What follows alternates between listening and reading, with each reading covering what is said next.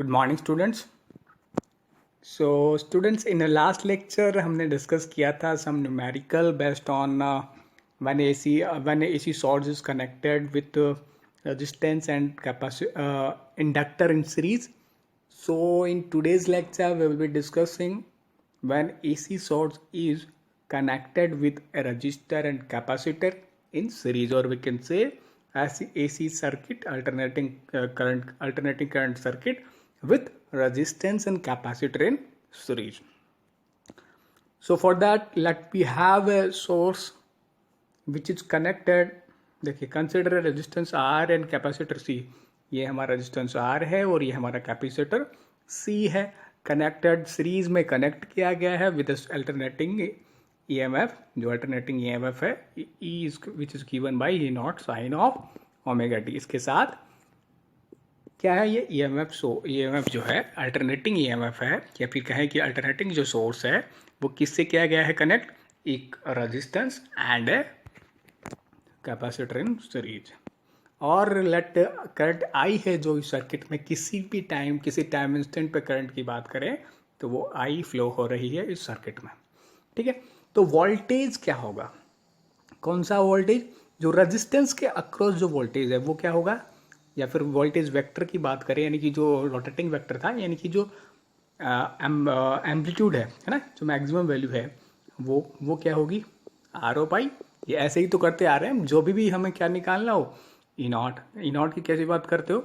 जब हम resistance only की बात कर रहे होते तो क्या कर रहे थे? I0R. जब हम ओनली इंडक्टर की बात कर रहे थे तो क्या होते थे? XLR. Sorry, I0 XL. And then हमने जब इनको कंबाइन करके देखा तो उसमें भी हमने यही लिखा था, यानी कि जो एम्पलीट्यूड है उसको हम डायरेक्टली ऐसे लिख सकते हैं कि उसकी करंट की मैक्सिमम वैल्यू इनटू उसका रिएक्टेंस, या फिर हम कंबाइंड की बात करें तो इम्पीडेंस. तो हम यहाँ पे ओनली वोल्टेज किसकी बात कर रहे हैं? रेजिस्टेंस के अक्रॉस जो वोल्टेज है वो क्या है? RI0 है ना. ये वेक्टर को जब वेक्टर ऐसे लिखा हुआ है, रिप्रेजेंटेशन किया हुआ है. वेक्टर कौन से? वेक्टर जो होता था, रोटेटिंग वेक्टर, जब हम लिख रहे होते हैं, फेज डायग्राम बना रहे होते हैं, वो क्या शो कर रहा होता है? एम्पलीट्यूड को ना. जो एम्पलीट्यूड वेक्टर है वो I0 इसको शो कर रहा है. यहाँ पे हमने इस तरह से शो इसको किया है. वो इसलिए किया कि लास्ट में जो हमने LR सर्किट पढ़ा था AC का, उसमें भी हमने इस तरह से रिप्रेजेंट किया था, इसलिए मैंने वो एनालॉजी करके आपको याद कर रहे हैं, है ना, आसानी हो. That's why I use these symbols. All right, now तो एज वी नो कि जो रेजिस्टेंस में होता है वो voltage as well as current जो होती हैं, दोनों क्या होती हैं? एक ही फेज में होती है, और वी कैन से एक ही डायरेक्शन में हो रही होती हैं. Across the resistance R will be in the same phase with the current. So phasor VR and I are in the same direction. जो फेजर हम बनाने वाले हैं ये दोनों सेम फेज में होते हैं, है ना. रेजिस्टेंस में जो वोल्टेज होती है, ओनली रेजिस्टेंस की बात करें, और जो करंट होती है उनमें क्या होता है? ये दोनों क्या है? सेम फेज में होते हैं, है ना. तो क्या बनाएंगे? जब फेजर बनाएंगे तो क्या होगा? दोनों एक ही डायरेक्शन में बनेंगे. ठीक है, जो फिगर में हम देखेंगे नीचे. क्लियर है? तो मैग्नीट्यूड क्या हो गया इस वेक्टर का? मैग्नीट्यूड क्या हो गया इस वेक्टर का? मैग्नीट्यूड की बात करें तो है क्या ये? VR हमने इसलिए लिखा कि हम ओनली रेजिस्टेंस वाले की बात कर रहे हैं. नोट का मतलब जो एम्पलीट्यूड है इस वोल्टेज का, वो कैसे अभी हमने लिखा था? कैसे दिखा था? ओनली रेजिस्टेंस वाला वोल्टेज होता है. कैसे होता है? I0R वाला होता है. क्लियर है बात? नाउ नेक्स्ट, अगर बात करें किसकी? कैपेसिटर की. कैपेसिटर में क्या होता है? ये इसी तरह से हमने अभी बात करी. तो कैपेसिटर में क्या? V0 is equal to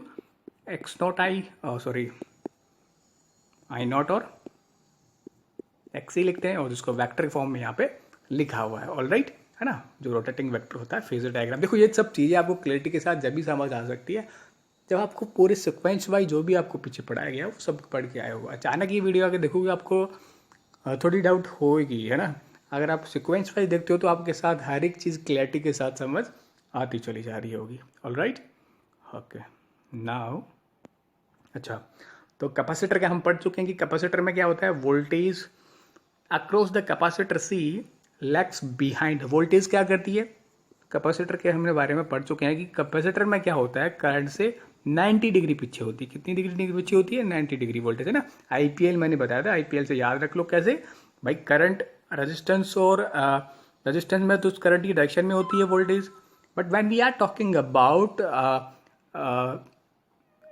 inductor, तो इंडक्टर में क्या होता है, इंडक्टर में पोटेंशियल लीड कर रहा है, तो इंडक्टर में पोटेंशियल लीड कर रहा है 90 डिग्री से, तो कैपेसिटर में कौन लीड करेगी, करंट, मतलब करंट 90 डिग्री आगे है और ये क्या है, पीछे है।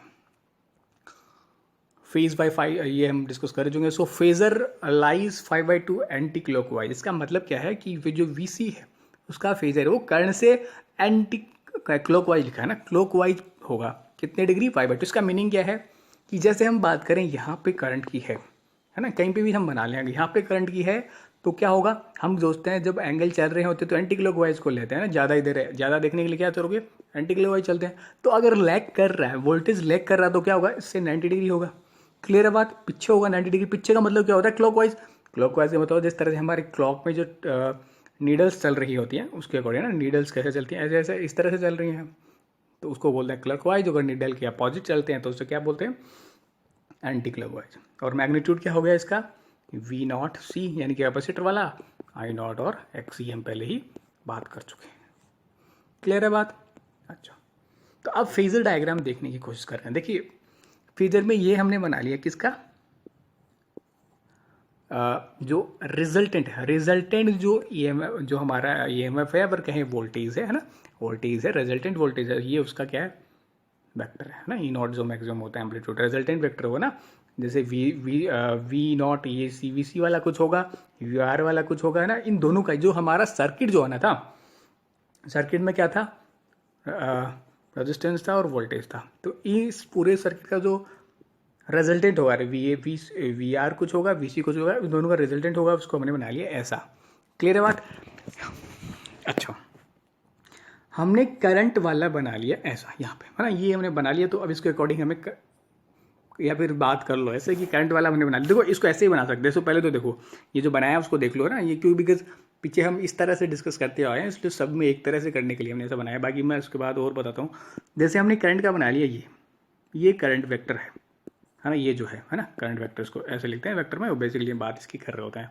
क्लियर है बात। करंट का क्या हो गया ये, तो वोल्टेज जो रेजिस्टेंस में वोल्टेज होगा उसका फेजर कैसे बनेगा, वो भी ऐसे ही, क्योंकि दोनों क्या है, एक ही फेज में। क्लियर है बात। अच्छा, अब बात करें कैपेसिटर की। कैपेसिटर का हमें पता है, कैपेसिटर की जो वोल्टेज है, कैपेसिटर की वोल्टेज है वो क्या करेगी, करंट से 90 डिग्री लैग करेगी, पीछे की तरफ होगी, है ना, इस तरह से चलोगे पीछे की तरफ होगी, तो 90 डिग्री यहाँ से बनाओ, 90 डिग्री यहाँ से बनाओ, तो ये आ गया।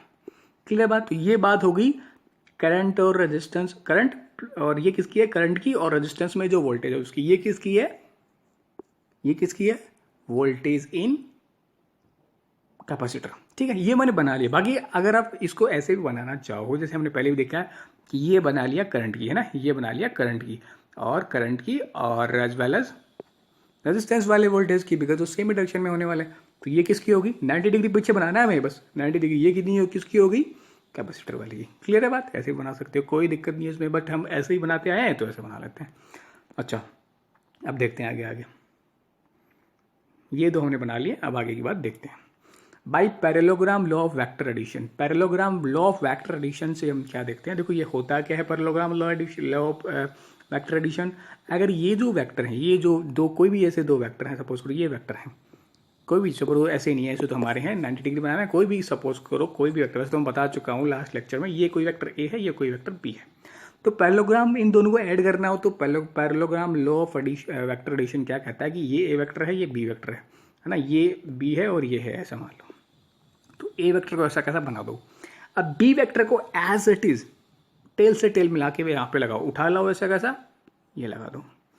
तो अगर ऐसा है तो ये देखो एक पैरेललोग्राम बन गया, ये यहाँ से इसके पैरेलल, यानी कि सेम वेक्टर ऐसा बना लो, इसके इधर सेम वेक्टर ऐसा बना लो।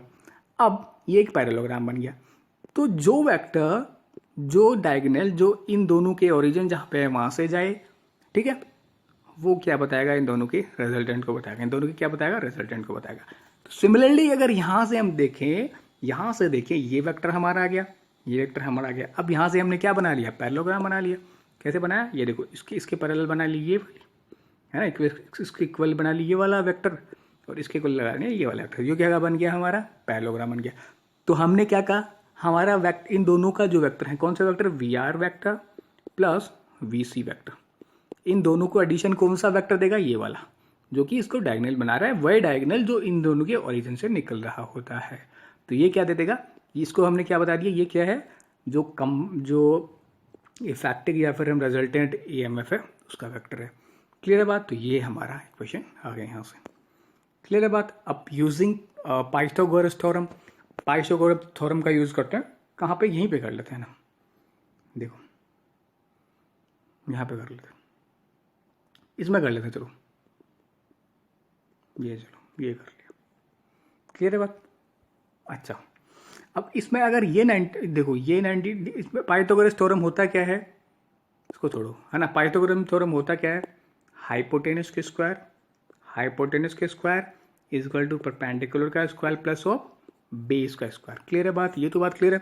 अब इसमें हाइपोटेनस क्या हो गया, अगर हम इसको ही देख लें, हाँ तो देखो अपने इस ट्राइंगल को, देखो देखो ये ट्राइंगल देखोगे, ये वाला ट्राइंगल देखोगे, ये देखो ट्राइंगल, ठीक है, ये ट्राइंगल देखो, तो इसमें हाइपोटेनस क्या है, ये वाला, तो लिखो E square is equal to perpendicular क्या है, ये वाला, क्या है ये, देखो ये क्या है, इसके इक्वल है, ठीक है। ये जो बनाया था हमने, ये क्या है, वी आर ना, वी आर का स्क्वायर, तो ये इसके इक्वल ही तो वेक्टर बनाया हमने पैरेललोग्राम बनाने के लिए, ये इससे इक्वल ही वेक्टर बनाया, तो ये क्या होगा, वी आर स्क्वायर प्लस ये वाला क्या हो गया, वी सी स्क्वायर। तो हमने बना लिया। अब देखो नीचे यही लिखा है हमने, ये रहा वी नॉट आर स्क्वायर, है ना, मैग्नीट्यूड की तो बात कर रहे हैं, वहाँ पे तो वो तो हमने वेक्टर के फॉर्म में इस तरह से लिख दिया, यहाँ पे हम बात कर रहे हैं उसके मैग्नीट्यूड की। तो मैग्नीट्यूड ये वेक्टर होता क्या है, वही तो होता है जो एम्पलीट्यूड है, जो इनकी जो मैक्सिमम वैल्यू है वोल्टेज की, वही होती है जो करंट वाली, जो रजिस्टर वाली वोल्टेज की वैल्यू और कैपेसिटर वाली वोल्टेज की वैल्यू। तो E naught square is equal to V naught square plus V naught C square. Clear है बात। अब यहाँ से देखो वी नॉट आर क्या है, देखो वी नॉट आर का मैग्नीट्यूड क्या है, अब हम लिख चुके हैं, बस हमें पता भी है आई नॉट आर, यहाँ से देखो क्या है, I naught R. Similarly V naught C का मैग्नीट्यूड क्या है, आई नॉट एक्स सी। तो वैल्यू पुट कर दो यहाँ पे, वैल्यू पुट करो यहाँ पे, तो ये हमने वैल्यूज पुट कर दी। क्लियर है। तो आई नॉट यहाँ से बाहर आ गया, है ना, आई नॉट कॉमन है दोनों में, तो आई नॉट को बाहर ले लो, तो आई नॉट स्क्वायर आ गया, है ना, आई नॉट स्क्वायर को कॉमन ले लिया, तो अंदर क्या बच गया, R square plus of X square. Clear बात, ठीक है। इधर क्या है, अच्छा, तो हमारे पास इक्वेशन क्या बन गई, E naught square is equal to I naught square R square plus of X square.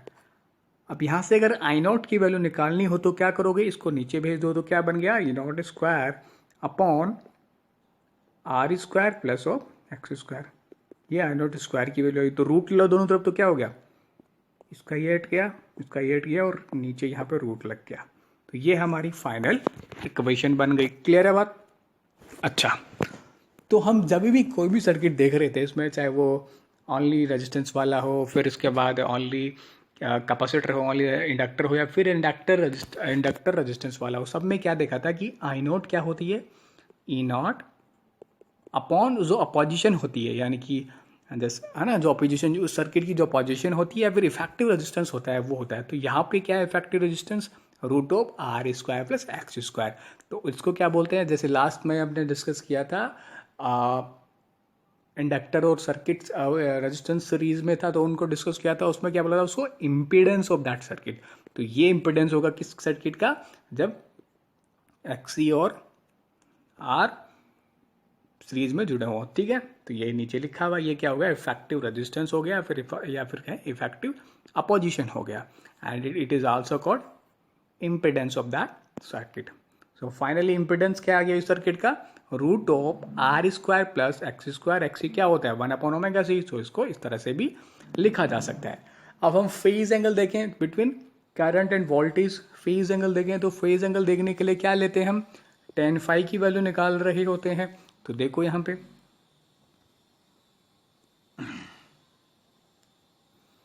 इसमें देखोगे, इसमें tan फाई की वैल्यू देखोगे तो क्या आएगी, चलो नीचे वहीं पे सोल्व कर लेते हैं ना।